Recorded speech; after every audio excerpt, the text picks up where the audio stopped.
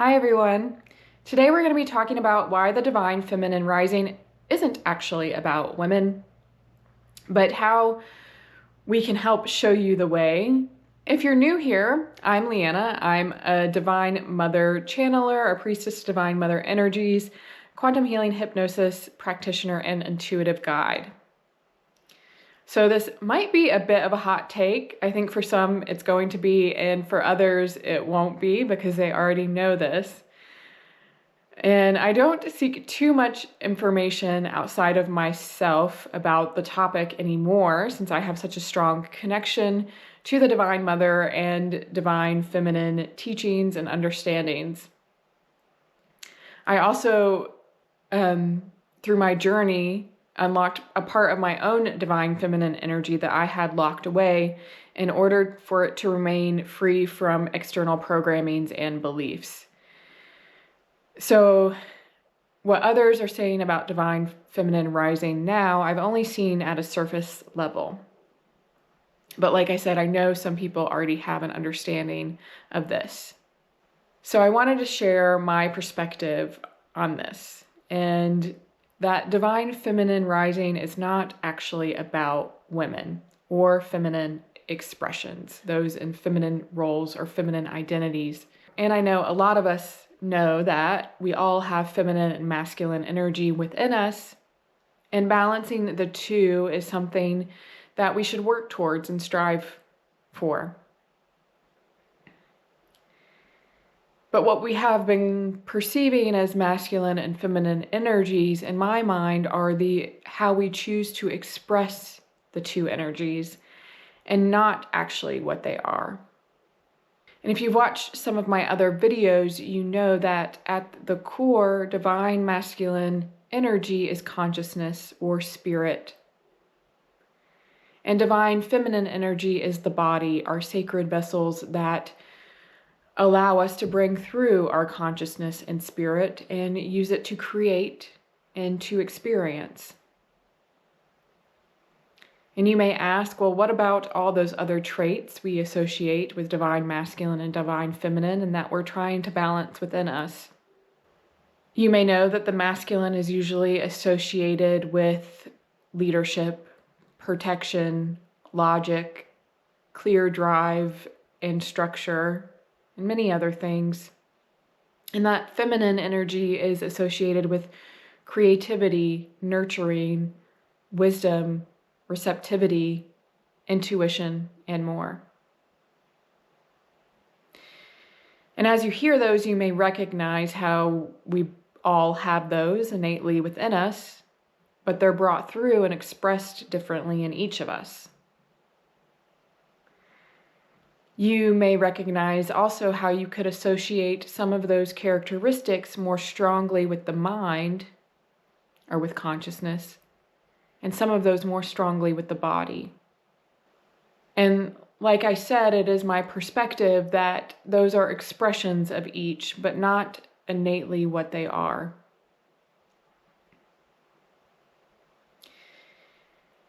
And we have those traits and characteristics, or are able to bring them through with more ease when we are in tune with our mind or body, and greater capacities for both when we are in tune with our heart, when we have balanced our mind and body and fully unlocked our heart. However, if you are only in tune with one, your mind, your body, or not all three, if you're including the heart, that is when things can gear towards toxicity or the wounding expressions that we know. As well as when you're not allowing the higher expressions of each, when you haven't gone through the process of knowing that you are one with the divine, that all is you and you are all. True feminine nature of creativity or intuition, or I prefer body wisdom here because you can have intuition in the mind as well. Receptivity and wisdom, which is integration of knowledge, integration of consciousness and mind, only happen when you ground the masculine in the body, when you allow your higher consciousness and spirit to be present and run through your whole body. And this process can truly happen only when you have gone through the healing journey that you uniquely need to release wounds, traumas, and energetic blocks held within the body and the mind, enough to shine consciousness, your higher consciousness and love on all parts of your being, including healing masculine and feminine woundings, or woundings done by masculine and feminine expressions. So there is beauty and purpose in the spaces that allow you to heal those woundings.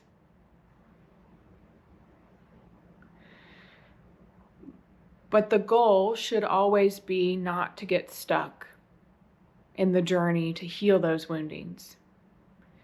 Not to get stuck on healing the feminine and masculine or balancing the two, because you might be healing the expression of how we perceive them and not what they are, or how you and your soul uniquely want to express yourself. But the goal should be to honor how you uniquely allow both to be expressed through you.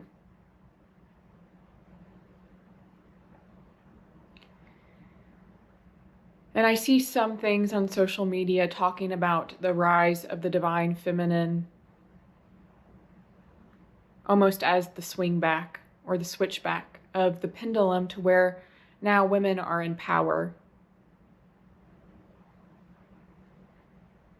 And I want to be clear, we do need to take back our power, just as men do if they are not embracing their full sovereignty.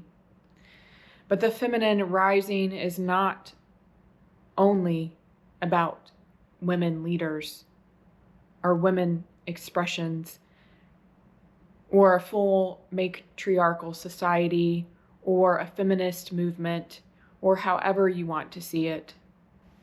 Because the feminine cannot rise unless you ground the masculine in the body.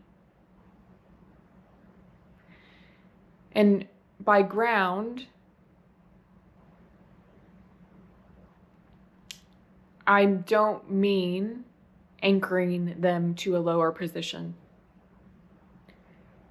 I mean, unless you have masculine and feminine body and mind, consciousness in your divine body, dancing together and flowing within the body in equal nature, to unlock and leverage our third component, the heart, the creation portal within us. So it is a rising of the feminine from below and a flow of masculine consciousness from above to create our experience with more ease and to embrace oneness with all. And I've said this before, that the masculine in our society has been elevated and inflated and distorted in both women and men. And while the feminine has been abused, hidden, and devalued, but that is and has been changing. And I believe we are entering a period now where it is crucial for those that express as feminine and masculine to come together and heal as one. And if you need to heal parts of yourself in order to heal in a community of all expressions, that is what you should follow. However, it is healing as one that is going to allow us to create a new world and more harmony. I believe we are also entering a cycle prioritizing these flows of energies in the body. that at its peak, at its pinnacle, we know it as Kundalini energy, the life force, or feminine at the base of the body, also called Shakti, or the consciousness, spirit, or Shiva, flowing down and creating the third energy in the body. And honestly, I think 2025 is going to mark a period of more and more spontaneous Kundalini awakenings, which can be intense and disruptive if you're not ready to shine so much consciousness on yourself. But that's another topic. And you can be preparing for this peak, this pinnacle, for years, for months.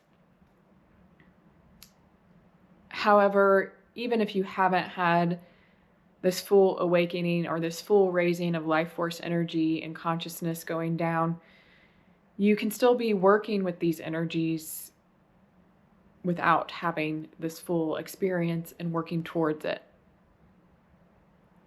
or having the extreme experience that some have. And now, as women, we have an innate understanding of our bodies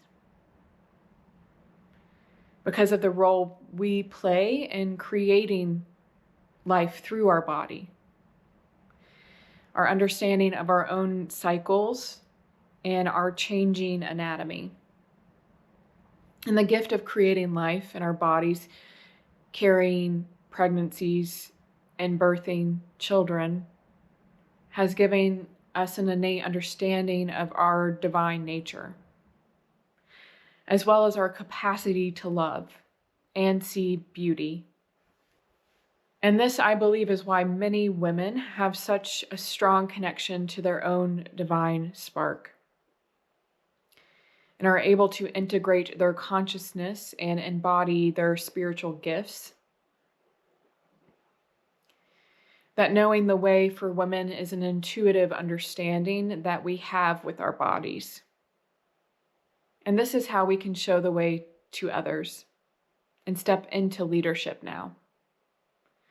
But we must have the understanding that we are not taking anything back or away from other expressions, but that we are on a journey to heal and harmonize with all. So that's what I wanted to share today. I wasn't expecting to make a video. I just thought I was writing something for a blog post, or I felt called to write something today. And this is what came out. And I felt like sharing it on YouTube. If you have thoughts, I would love to hear them below. If you enjoyed, please like, share, and subscribe, and I'll see you next time.